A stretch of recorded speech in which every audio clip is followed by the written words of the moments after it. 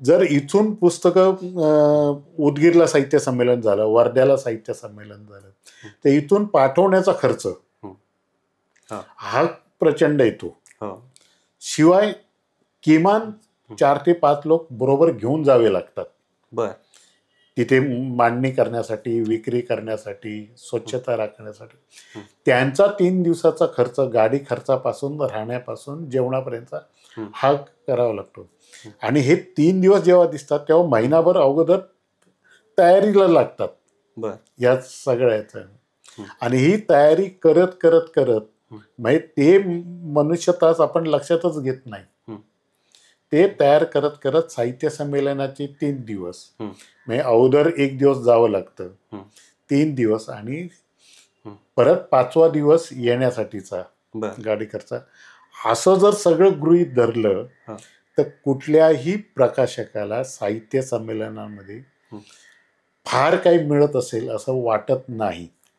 Sir, तुम्हाला म्हणजे ते व्यावसायिक समजतात, तर मग तुम्ही तिथं स्टॉल लावल्यानंतर तुमच्याकडनं किती भाडं आकारलं जातं? तुमचा साधारण व्यवसाय किती होतो? कारण मी हा प्रश्न विचारण्यामागचं कारण असं की गेले काही वर्ष आम्ही वृत्तपत्रांमध्ये बातम्या वाचतो, आमचे पत्रकार मित्रच बातम्या देत असतात की जेवढं भाडं आकारलेलं असतं त्या स्टॉलसाठी, तर तेवढ्याही किमतीची पुस्तक विक्री होत नाही, आणि मग ते सगळा तोट्यातला व्यवसाय होऊन बसतो. त्याच्यामुळे प्रकाशक म्हणजे उघड नाराजी साहित्य संमेलनावर व्यक्त करत असतात. तर आता ही तर दिल्लीतल्या ह्याच्यासाठी स्टॉलचे काय भाडे ठेवलेले आहेत? तुम्ही सर्वात महत्वाचं की तुम्ही महाराष्ट्रातले, मराठीतले, मला वाटतं टॉप 10 मधले प्रकाशक आहात. तर तुमचा स्टॉल तिथं आहे का? तुमची इतकी प्रचंड पुस्तकं आहेत ती तिथं उपलब्ध होणार आहेत का? आणि त्यातनं मिळणारी मिळकत, याचा जुना अनुभव आणि संभाव्य शक्यता याविषयी जरा सांगा. मला वाटतं एकूण हा व्यवहार जर बघितला, म्हणजे जे चांगले प्रकाशक आहेत, ज्यांची पुस्तकं खूप आहेत, जसं आमची गेल्या 40 वर्षामध्ये 1600च्या वर टायटल्स, 1600च्या वर टायटल्स आहेत, आणि नामांकित लेखकांची टायटल्स आहेत. अनेक शासकीय पुरस्कार आहेत, निना संस्थांचे पुरस्कार आहेत, साहित्य अकादमीचे पुरस्कार आहेत. आणि गेल्या वर्षी तर आम्हाला महाराष्ट्र शासनाचा श्रीपू भागवत सर्वोत्कृष्ट प्रकाशक म्हणून पुरस्कारही मिळाले. गेल्या वर्षी मिळालेला 2023 साली तो पुरस्कार, 2024 साली तो पुरस्कार आम्हाला मिळालेला आहे. असेच आणखी काही प्रकाशक आहेत की ज्यांनी 50-60 वर्ष या व्यवसायामध्ये घालवलेली आहेत. अधिकही आहेत, म्हणजे काही प्रकाशक तर त्यांनी शताब्दी साजरी केलेली आहे. मराठी प्रकाशन इतक्या वर्षाचा अखंडपणे चालणारा हा व्यवसाय. पण तरी सुद्धा लेखक सन्मान आणि प्रकाशक सन्मान यामध्ये जमीन आसमानाचा फरक आहे. आणि ज्यावेळी इतके जुने प्रकाशक येतात, ते साहित्य संमेलनात आपला स्टॉल मांडतात, तर ते नुसते विक्रीसाठी नाही म्हणतात, पुस्तक विक्रीसाठी म्हणत नाही, तर आलेल्या वाचकांपर्यंत आपण प्रकाशित केलेली पुस्तकं जावीत, त्यांनी बघावीत, हा सगळ्यात मोठा दृष्टिकोन असतो. कारण पुस्तक ज्यावेळी आम्ही एखाद्या याच्यात 6,000 रुपये, 7,000 रुपये 10x10च्या स्टॉलला घेतात, पण त्या ठिकाणी मांडण्यात येणारी अनेक पुस्तकं त्या काळात आम्हाला रिप्रिंट करावी लागतात. म्हणजे तो खर्च अगोदरच आम्ही केलेला असतो. दुसऱ्या बाजूने अनेक लेखकांची आग्रही मागणी असते की साहित्य संमेलनात माझं पुस्तक प्रकाशित व्हावं, आणि तो खूप मागे लागल्यामुळे त्याचंही पुस्तक त्यामध्ये गुंतवणूक करावी लागते. जर इथून पुस्तकं उदगीरला साहित्य संमेलन झालं, वर्ध्याला साहित्य संमेलन झालं, तर इथून पाठवण्याचा खर्च हा प्रचंड येतो. शिवाय किमान 4 ते 5 लोक बरोबर घेऊन जावे लागतात. तिथे मांडणी करण्यासाठी, विक्री करण्यासाठी, स्वच्छता राखण्यासाठी. त्यांचा 3 दिवसाचा खर्च, गाडी खर्चापासून, राहण्यापासून, जेवणापर्यंत हा करावा लागतो. आणि हे 3 दिवस जेव्हा दिसतात तेव्हा महिनाभर अगोदर तयारीला लागतात बर या सगळ्याचं. आणि ही तयारी करत करत करत म्हणजे ते मनुष्यताच आपण लक्षातच घेत नाही. ते तयार करत करत साहित्य संमेलनाचे 3 दिवस म्हणजे अगोदर 1 दिवस जावं लागतं, 3 दिवस, आणि परत 5वा दिवस येण्यासाठीचा गाडी खर्च. असं जर सगळं गृहीत धरलं तर कुठल्याही प्रकाशकाला साहित्य संमेलनामध्ये फार काही मिळत असेल असं वाटत नाही. पण त्या निमित्ताने रिप्रिंट पुस्तकं होतात, काही नवी पुस्तकं प्रकाशित होतात. किती चांगलं पुस्तक काढलं म्हणून काय 1000ची आवृत्ती 1000च संपते असं होत नाही ना. बरोबर. त्यात एक 100 म्हणजे चांगलाच लेखक असेल, चांगला विषय असेल तर 100च्या वर जाणार नाहीत. बरोबर. पण 100 विकण्यासाठी त्याला 500 किंवा 1000ची आवृत्ती काढावी लागते आणि ती गुंतवणूक करावी लागते. आणि 100 प्रतींमधनं काही मिळत नाही. तर तसं बघितलं तर हा खूप फायद्याचा धंदा आहे असं नाही.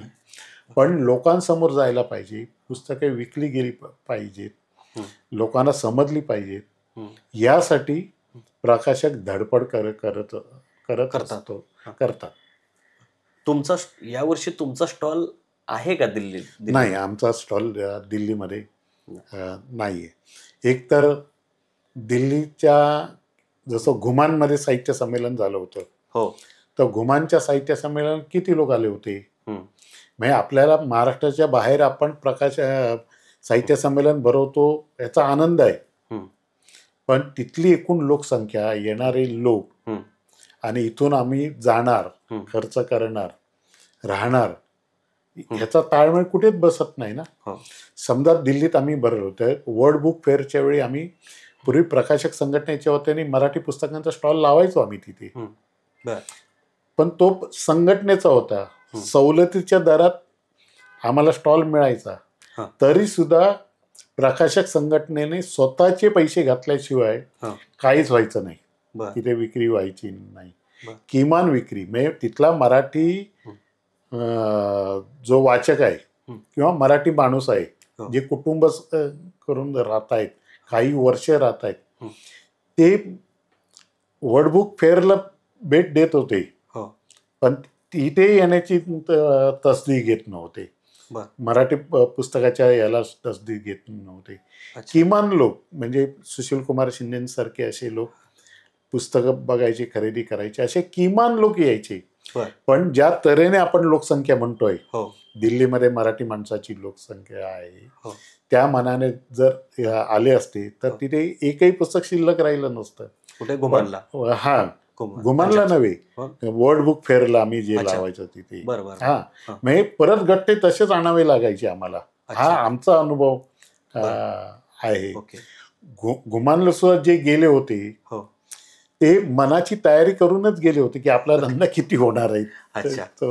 आता हे घुमानचं सर ठीक आहे, ते महाराष्ट्राच्या बाहेर आहेत, पण वर्ध्यामध्ये साहित्य संमेलन, वर्धा ते सुद्धा लोक फार नाराज होते. वर्धा पण काय, उदगीर, म्हणजे कुणाच्या तरी हट्टासाठी आणि कुणाला तरी खुश करण्यासाठी तुम्ही साहित्य संमेलन उदगीरला भरवता आणि ऐन उन्हाळ्यात एप्रिल महिन्यामध्ये भरवता, जिथे पाणी पिण्यासाठी प्रत्येक स्टॉल धारकाला 2,000 ते 3,000 रुपये खर्च आला. जेवण तर नाहीच, पण कडक उन्हात स्वतः उन्हात बसायचं आणि गिराईक येतं की नाही ह्याची वाट बघत बसायचं. संध्याकाळी थोडीशी काही ती गर्दी व्हायची. म्हणजे 3 दिवस उन्हातानात बसून त्या प्रकाशकाला मिळालं काय? मानसिक तापाच्या पलीकडे काहीच मिळालेलं नाही. म्हणजे कशासाठी भरवता? म्हणजे तुमचं खरंच पुस्तकावर प्रेम आहे, साहित्यावर प्रेम आहे का, की तुम्ही कुणाला तरी कुणाच्यासाठी, कुणाला खुश करण्यासाठी साहित्य संमेलन भरवता? दिल्लीत कशासाठी भरवलं? म्हणजे आमचं असं म्हणणं आहे की मराठी प्रकाशन व्यवसाय हा किमान वितरणावर चालतो. आज 36 जिल्ह्यामध्ये माझ्या माहितीनुसार आणि मी जी यादी काढलेली आहे त्यामुळे 43 ललित साहित्याची दुकानं आहेत. हो.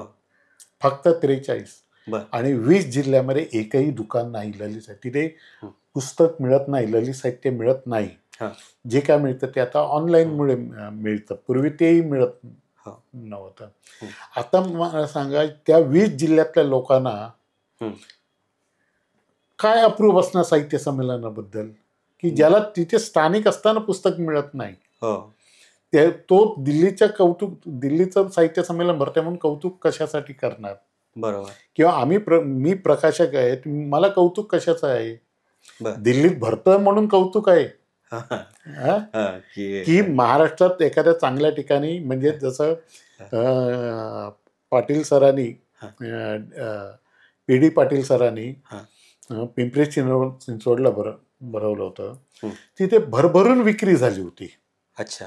प्रचंड विक्री झाली. आणि नेटकेपणाने साहित्य संमेलन कसं करावं, प्रकाशकांची व्यवस्था कशी करावी ह्याचं उत्तम उदाहरण म्हणजे ते होतं.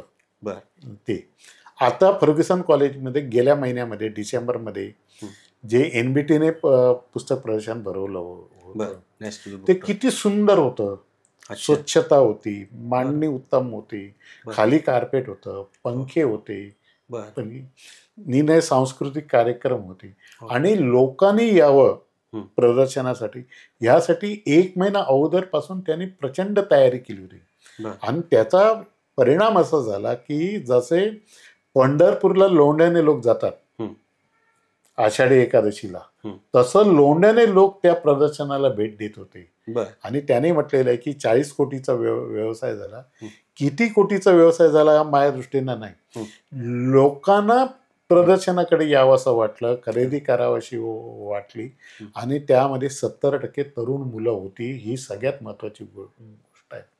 एकही स्टॉल धारक नाराज होऊन गेलेला नाही. तो कोपऱ्यात होता तरी त्याला व्यवसाय होता, गेटवर होता, दरवाज्यावर होता, त्याला धंदा सारखा होता. प्रत्येक जण खूप आनंदाने तिथे व्यवसाय करून गेला.